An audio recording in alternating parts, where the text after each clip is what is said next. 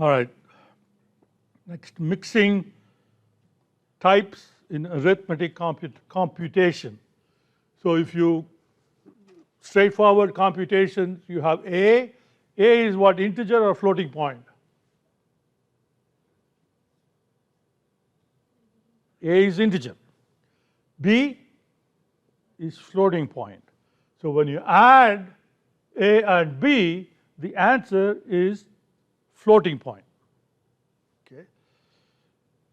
Now, A is floating point, okay, and then of course you have to, if you want to add,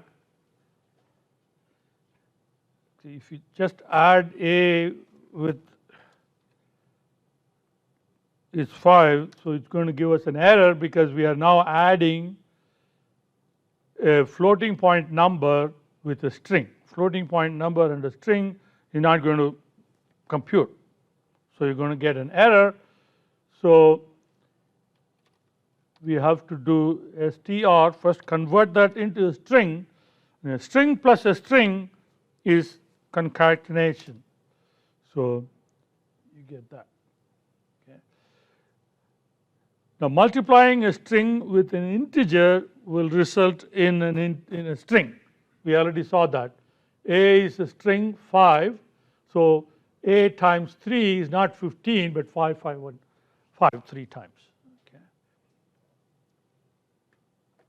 Now, if you multiply by a floating point, you're going to get an error.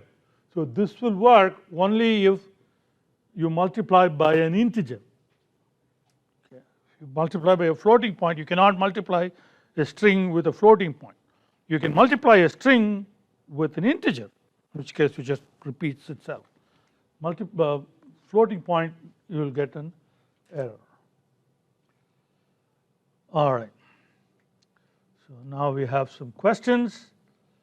What will be the result of this? Okay. We have quotation mark 84 quotation mark times 3. So what would be the answer to that? Be 84, 84, 84. Right? It's not going to give you 252. Okay. So because it is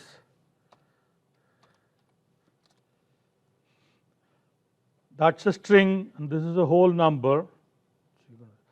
All right, what will be the data type of A times B if A is 5 and B is 3? What will be the data type?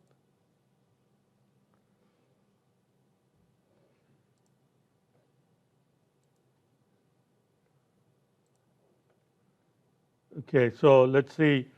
A is integer, B is floating point, C is string. Okay. Okay. Now, if you want to check it out, you can do this. So when you do A equal to 5, B equal to 3, A times B, right? So now we can say if you do type A times B, then you will see what type it is. Okay? So go ahead and do it. Then what? Say integer. Because A is integer, B is integer, so A times B will be integer. Okay?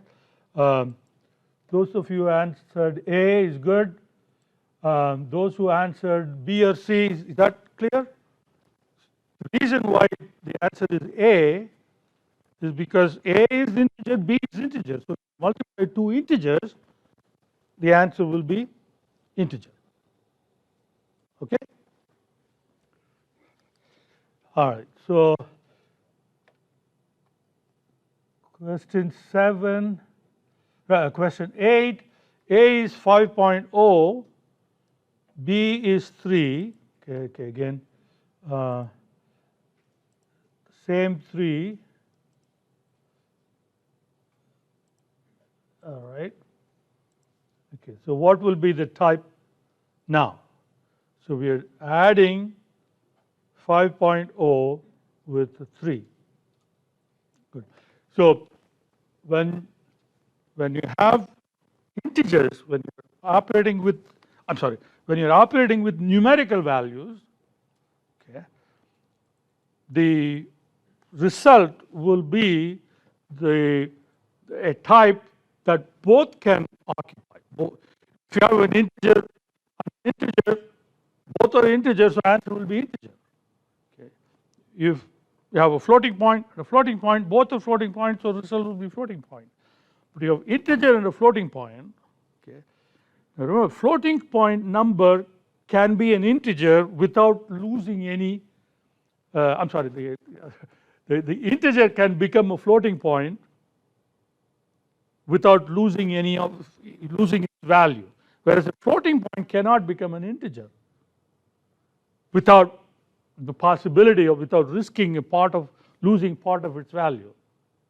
Okay, so floating point is what will retain both values. So floating point will be the answer. So all of you have B. Some of you didn't answer, but that's the answer is, of course, floating point.